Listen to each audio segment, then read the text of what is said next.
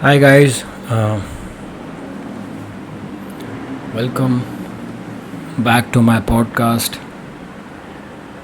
You guys might be noticing there's some sort of mark on my forehead.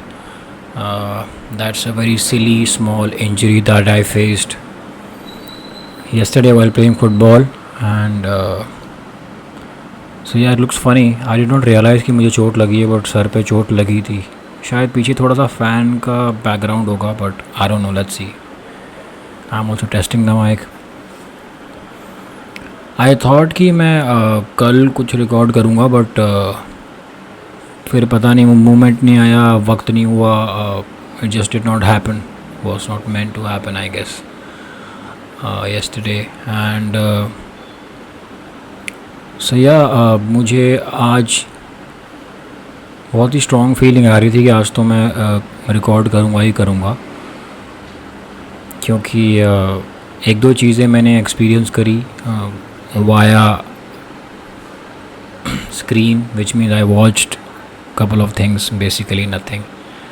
I watched Champions League final reluctantly last night, क्योंकि उसमें real Madrid और Dortmund थे, मेरी team नहीं थी, which is Liverpool. And I am not a big fan of Madrid, क्योंकि because of Messi, मैं somewhere as a child have always rooted for Barcelona, क्योंकि मेरा childhood hero, my favorite player of all time played in that club. So I supported Barcelona, and Barca का biggest rival Madrid है. So that's the logic behind that.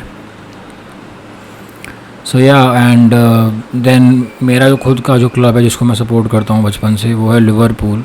And Liverpool बहुत ही unfortunately 2020 में, और आई don't no, या 2020 था शायद, finale में champions league के फिर से कुछ बड़ा अनफॉर्चुनेट सिचुएशन क्रिएट हुई थी, एंड लिवरपूल को मैड्रिड ने हराया था, एंड हम चैम्पियंस लीग नहीं जीत पाए.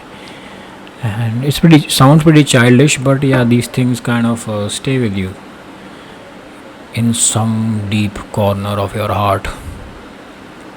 So yeah, anyway, so मैंने वो मैच देखा. I was rooting for Dortmund, क्योंकि डॉर्टमंड यर्गन क्लॉप का एक्स क्लब है, और रियस नाम का एक प्लेयर है जो अपना फाइनल गेम खेल रहा था. 12 साल के बाद में वो क्लब छोड़ रहा था, तो काफ़ी पोएटिक और काफ़ी ड्रामेटिक सिचुएशन थी. They were underdog. Naturally, psychologically, we as human beings have a tendency of rooting for underdogs if we are neutrals. ऐसा मुझे लगता है मेरे एक्सपीरियंस में. एनीवे, फिर बहुत अच्छा खेल रही थी डॉर्टमंड. उनके ओपन चांसेस थे गोल स्कोर करने के, उन्होंने नहीं किए. एंड मैड्रिड बीइंग मैड्रिड, उनको बोलते हैं they have the champions league DNA, which means they perform exceptionally well in pressure, and they can turn the game around at any moment, and that's what happened in the end. सारे chances उससे पूरे game में सबसे ज़्यादा chances Dortmund ने create किए थे, and last में 2-3 मौके मिले मैड्रिड को, and they did what they always do. They made the most of it and they scored goals. So yeah, anyway, मेरा मेन, फिर मुझे थोड़ा लेट हो गया सोने के लिए. मुझे सुबह इसलिए भी उठना था क्योंकि मुझे UFC देखना था. I watch UFC very organically, unknowingly. I became a follower of UFC, did not even realize how and when. I always knew that a lot of people associate and say that Bruce Lee is the father of UFC. UFC का Inception Bruce Lee से हुआ था. Bruce Lee की philosophy जीत कुंडू यही कहती है about mix martial art, that is a supreme form of expression of martial arts. And UFC की वही बुनियाद है. शायद इसलिए UFC में के दुनिया में ब्रूस ली को बहुत माना भी जाता है. और सो या, that was my kind of small, उसकी वजह से मेरे मन में थोड़ा सा इंक्लाइनेशन था देखने के लिए, and that's how it started. It's been like half a decade, और maybe probably 7 years, I don't know, 6 years. So या आज सुबह मैच था, मैच मतलब फ़ाइट थी, Dustin Poirier versus Islam Makhachev. And of course I was rooting for Islam Makhachev. Of course का reason ये है क्योंकि वो उसका मेंटोर, उसका बेस्ट फ्रेंड, उसका दोस्त खबीब है, और मैं खबीब का काफ़ी अच्छा डिसेंट बड़ा वाला फ़ैन हूँ। Khabib is insanely amazing guy. मैं उसका फ़ैन इसलिए नहीं हूँ, कोई शैलो ऐसा कोई चिंदी रीज़न नहीं है कि अरे he is a great fighter. Yes he is a great fighter, but the kind of man he is, जिन चीज़ों को रिप्रेजेंट करता है, जिन चीज़ों के लिए वो खड़ा है, जो उसका बिलीफ है, वो बहुत ही नोबल और बहुत ही ब्यूटीफुल है। एंड सबसे बड़ी बात यह है कि जो उसका फेथ है वो बहुत ही इनक्रेडिबल है। And he's a man of faith, and not just some superficial guy. He lives and breathes his faith. He has done such a noble job for his people and for his faith, which is Islam. I'm damn sure उसने countless लोगों का perception change किया होगा towards इस्लाम। जिस तरह बहुत सारे लोगों के बुरे एक्शन की वजह से इस्लाम का नाम भी बर्बाद हुआ है, इसी तरह उसने इतना ग्रेट काम किया है खबीब ने कि उसने इस्लाम का सच्चा रूप दिखाया है, जो कि प्यार, compassion, understanding, a way of life को कन्वे करता है। And such a beautiful kind of thing, you know, and so inspiring. And मुझे लगता है कि तुम किसी भी फेथ के क्यों ना हो, अगर तुम्हारा फेथ सच्चा है, चाहे वो कुछ भी क्यों ना हो। आई प्रैक्टिस बुद्धिज़्म, कोई बंदा किसी और फेथ का हो, कोई हिंदुज़म सा हो, कोई किसी और से हो, अगर तुम्हारा फेथ सच्चा है, तुम सच्चे सीकर हो, तो तुम्हें किसी की भी ज़िंदगी की अंडरस्टैंडिंग से, किसी के भी फेथ से ना तुम इंस्पिरेशन ले लोगे और उसको अपने फेथ में अप्लाई करोगे, अमल करोगे, और उससे इंस्पायर हो जाओगे। जो इंसान इन डिफरेंसेस में पढ़ता है ना कि मेरा फेथ तुमसे बेटर, कंपैरिजन में और कंपटीशन में, उससे बड़ा बेवकूफ़ उस दुनिया में कोई भी नहीं है। पहली बात तो कंपैरिजन जिस बंदे के मन में है वो फेथ का इंसान ही नहीं है, उसने मैसेज ही मिस कर दिया है।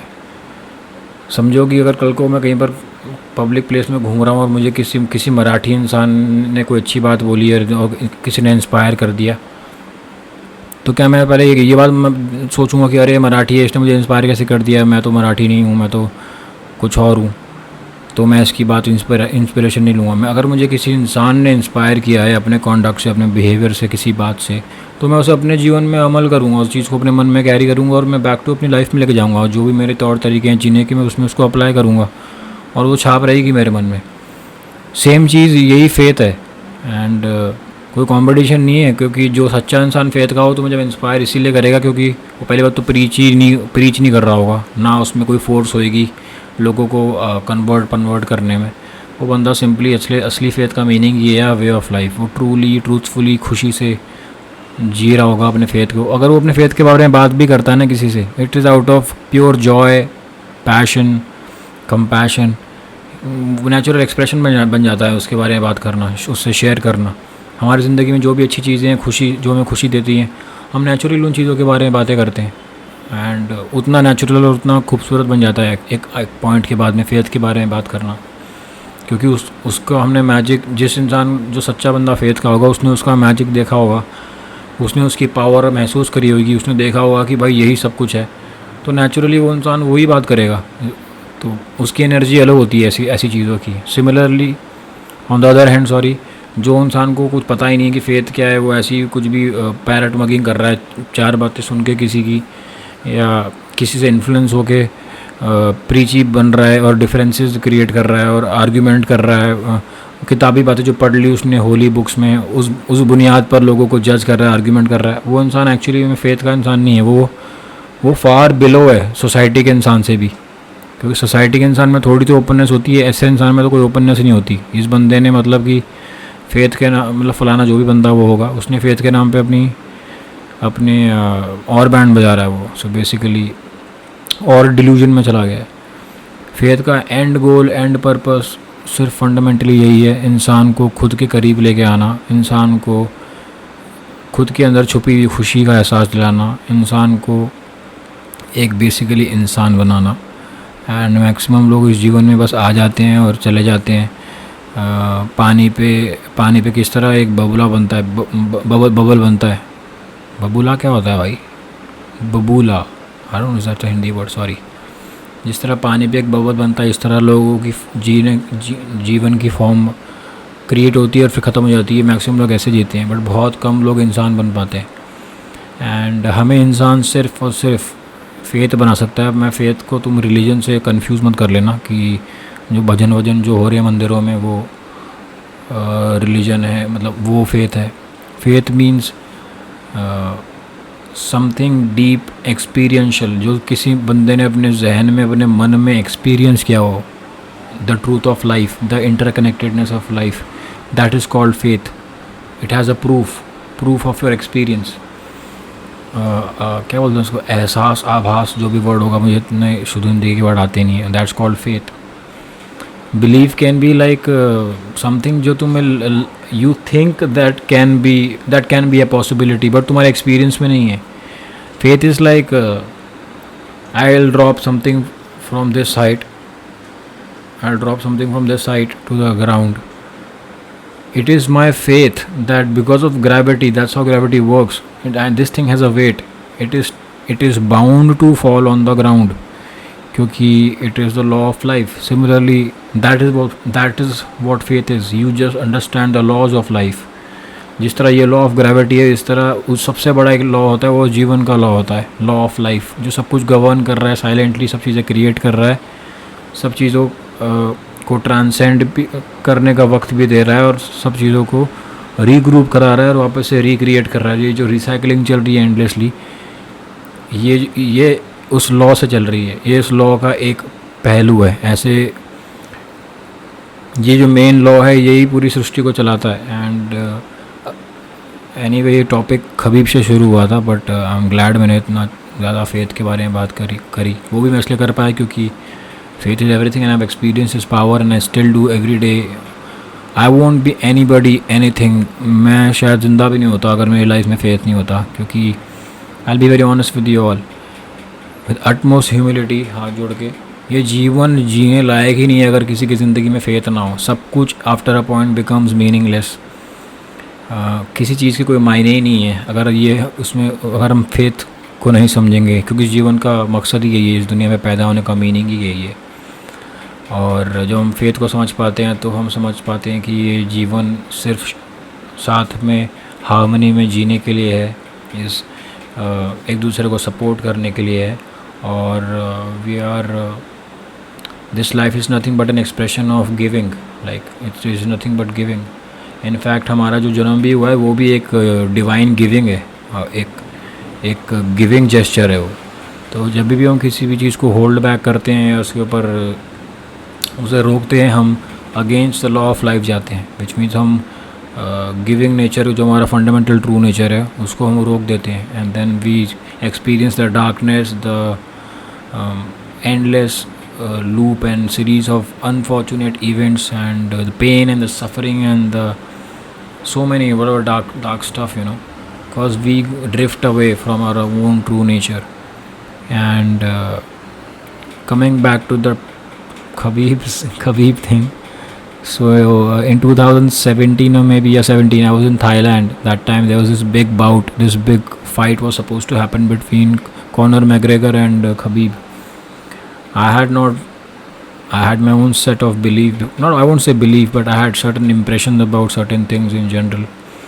And Conor McGregor had broken out, like he had become a biggest name of that came out of UFC, and he had become one superstar, and naturally उसका वक्त चल रहा था, everybody was rooting for him, and उसी की बातें होती थी। And sorry for that noise. So McGregor की फ़ाइट खबीब के साथ में होनी शुरू हो जाती है, एंड खबीब को लोग बुरा भला बोलते हैं क्योंकि वो इस्लाम का फेथ का बंदा है। और एक पल के लिए कहीं ना कहीं मेरे को भी लगा था कि यार चलो कॉनर ही जीत जाना चाहिए। पता नहीं मेरे को क्यों ऐसा लगा, क्योंकि खबीब बहुत ही, मैंने उसके बारे में पढ़ा नहीं था ना, उसके बारे में मैंने जाना था। और Conor McGregor face of the UFC था, और जो मेन जो ओनर और president, owner is not the right word, जो प्रेसिडेंट ऑफ यूएफसी है डेना वाइट, वो भी उसी को सपोर्ट कर रहा था। एंड बिकॉज हमने, जैसे मैंने स्टार्टिंग में कहा था कि कई लोगों ने इस्लाम ब्यूटीफुल, जो इतना खूबसूरत रिलीजन है, उसका जो बैड इम्प्रेशन सा क्रिएट किया हुआ है कि बहुत रिजिडिटी और ये जो भी लोग फेथ के नाम पर गंदी डिस्गस्टिंग हरकतें करते हैं और लोगों को हर्ट करते हैं, आतंकवाद फैलाते हैं, उसके चक्कर में कहीं ना कहीं हर बच्चा हर जगह पे हर गली में कहीं ना कहीं नेचुरली अपना एक अनकहा सा एक परसेप्शन बना लेता है इन चीज़ों को लेके। मेरे लिए सबसे बड़ी ग्रोइंग टर्निंग पॉइंट था। So then the fight happened and then everything happened. Conor McGregor बहुत ही फेमस है अपनी ट्रैश टॉक करने में, उसने बहुत बुरा भला बोला खबीब को, फलाना ढिमका। खबीब क्योंकि दिल का इतना अमेजिंग और प्योर हार्टेड इंसान है, वो ट्रैश टॉक नहीं करता। And then the fight happened, he is such a great fighter Khabib, he just destroyed him. When he destroyed him I was like fascinated by him. I started reading about him. इतना पढ़ने का material नहीं था क्योंकि वो नया नया आया था, जो भी दिखा गूगल वगैरह पे। Then I started listening to his interviews here and there and I realise oh my God, he is the real hero, he is a legend. And McGregor चलो वो भी जैसा भी होगा, बट बहुत ही इग्नोरेंट इंसान है वो, उसने सारी बाउंड्रीज क्रॉस कर दी थी जो भी किया था उसने। And then Khabib became like, when I read about him I had never seen in my generation, maybe Messi is great but उसके बारे में इतना मालूम नहीं चलता है, but I had never seen in my experience somebody from this combat sport and background, जो कि वायलेंस के ऊपर है। लोग कहते हैं ब्रोकन लोग वहाँ पर आते हैं, जिनके मन में सप्रेस्ड एंगर है वो वहाँ पर एक्सप्रेस, ऐसा प्योर हार्टेड अमेजिंग गॉड, ईश्वर का बंदा ब्रो। आई मीन वो इतना प्योर हार्टेड और कुछ किसी को बुरा नहीं बोलता, इतना रिस्पेक्ट करने वाला, कायदे से जीने वाला, अपने पापा को बहुत मानता है, उसके पापा उसके गुरु हैं। उस बात ने मुझे बहुत तगड़ा कनेक्शन दिलाया क्योंकि मैं अपने पापा के बहुत करीब रहा हूँ। और and then I became like I realise this guy is a winner man. And क्योंकि UFC का environment can be pretty dark, you know, everybody is like pretty, they like hectic people and it's like, and उसके बीच में कमल की फूल की तरह Khabib इतना pure इंसान and pure savage, the way he gets into the octagon, when he fights, he is a different beast.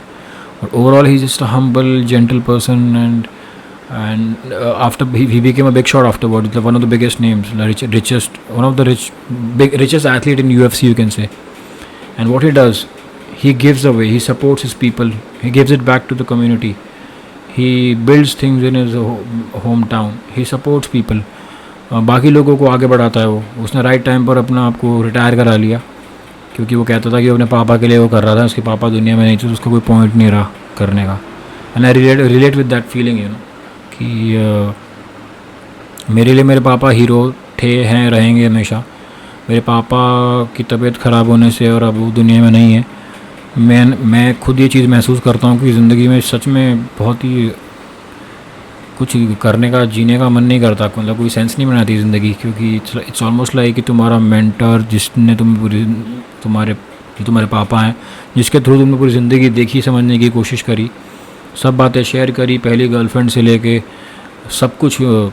पहला check, पापा शूटिंग में कैसा लग रहा है, अब कैसा लग रहा है, पापा मैं पहली बार जिम जाके आया हूँ, बॉडी में सोरनेस हो रही है, अब मेरा वेट इतना हो गया, आज मेरी बॉडी ऐसी हो गई है। पूरी जर्नी, एक एक चीज़ जिस इंसान से तुमने शेयर करी और वो इंसान अचानक से तुम्हारी लाइफ में ना हो, तो ऐसा लगता है कि क्या चल रहा है, मतलब ये क्या मजाक चल रहा है। मतलब कि पहली बार ऐसा लगता है कि तुम अपने उससे इस मूवमेंट से पहले तक मुझे लगता था कि मैं अपने हर जगह मेरे पापा जहाँ होंगे मैं वहाँ पर जा सकता हूँ, चाहे वो गाँव में हो या फिर चाहे वो किसी और शहर में हो, मैं जा सकता हूँ उनसे मिलने के लिए। अब पहली बार ज़िंदगी में ऐसा एक्सपीरियंस होता है कि मेरे पापा ऐसी जगह चले गए हैं जहाँ पर जीते जी तो मैं वहाँ पर जा नहीं सकता हूँ।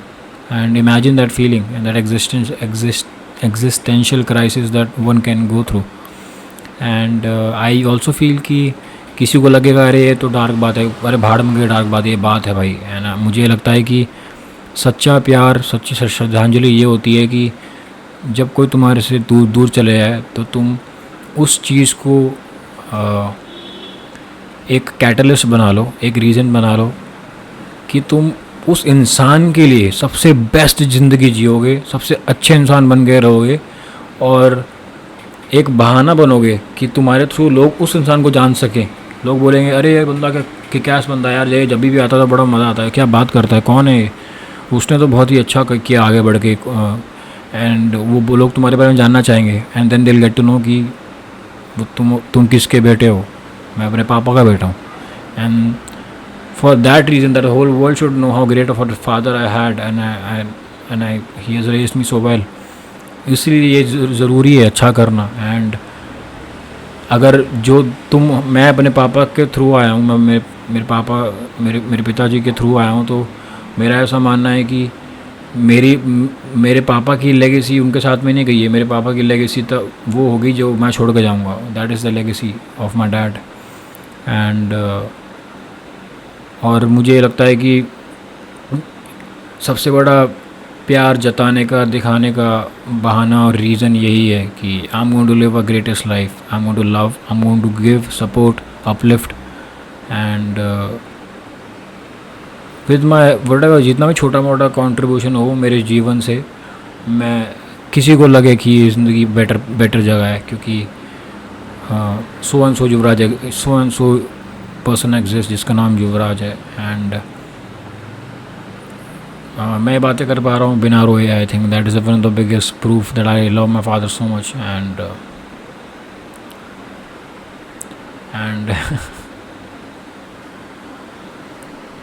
सो या मतलब कितनी अजीब सी बात है ना. इट्स लाइक साले आंसू भी किसी भी बात पे कभी भी आ जाते हैं. मतलब इनका भी अलग ही कुछ हाइड एंड सीक चल रहा होता है. पता भी नहीं चलता कौन सी बात कहाँ से कब कनेक्ट हो जाती है. और मेरे दिन में ना, मैं रोज़ सुबह उठता हूँ, मेरी ज़िंदगी में ऐसा एक भी पल नहीं आता जब मैं पापा को मैं मिस नहीं कर रहा होता.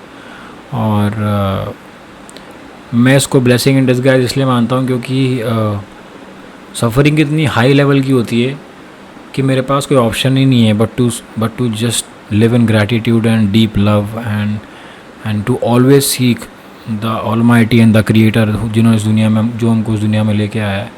मेरे पापा से दूर जाने के बाद में मेरे मन में जो सीकिंग आई है to understand life, it is like जो फायर जो लगती है ना, जिससे रॉकेट उड़ते हैं, स्पेस में जाते हैं, अनबिलीवेबल, उस लेवल की फायर है मेरे अंदर. क्योंकि मैं एक पल के लिए भी रेस्ट नहीं कर सकता. I can't take any moment for granted. मतलब I can't just ease out and मैं 24 घंटे गॉड, ईश्वर, जो भी मेरा फेथ है, जो भी लाइफ, जो भी ब्रेथटेकिंगली ब्यूटीफुल लाइफ जिसने भी क्रिएट हुई, जिसने भी क्रिएट की है, जिसने मतलब जो भी प्रोसेस है, आई डोंट नो, मैं सिर्फ उसी को सीख करता हूँ. और मैं हर चीज़ पर्पस के साथ में करता हूँ. एंड और ये ब्लेसिंग इन डिस्गाइज ही है, क्योंकि मैं किसी भी मोमेंट को फॉर ग्रांटेड नहीं लेता. और मैं हर रोज़ हर पल बेस्ट देना चाहता हूँ.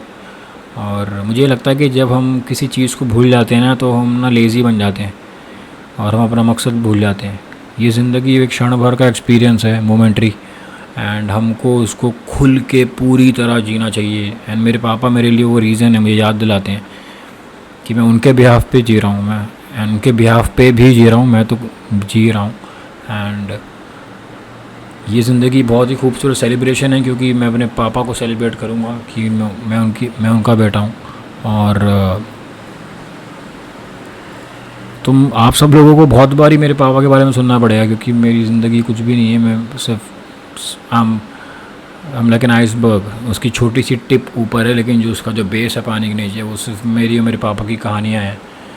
थोड़ा सा टाइम अभी है. I will try to maybe share something with you all, from my childhood. So I have countless, endless stories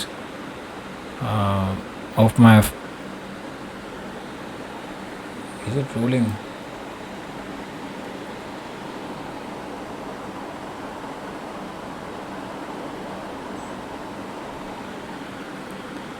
I have countless, endless stories of my father. And हमेशा it's like whenever I'm recording with two cameras, I just become little confused कि which one is rolling, which one is not. and ये सब notice करते करते मैं flow से बाहर चले जाता हूँ. but I'm learning, I am still everything is in the process and I'm truly enjoying it. ये भी अपने आप में एक blessing है. और yeah, that's about it. and मज़ा आया भाई बात करके. सी यू गाइज सैटरडे को, होपफुली इंशाल्लाह कोई बाय गॉड्स ग्रेस मैं किसी और अपने अपने जीवन से किसी और इंसान को इनवाइट करूँगा। एंड कोई भी हो सकता है, लवन वापस आ सकता है या फिर मेरी मम्मा वापस आएंगी। So basically lots to talk and share, and thank you for joining me in love and peace to each one of you. Thank you.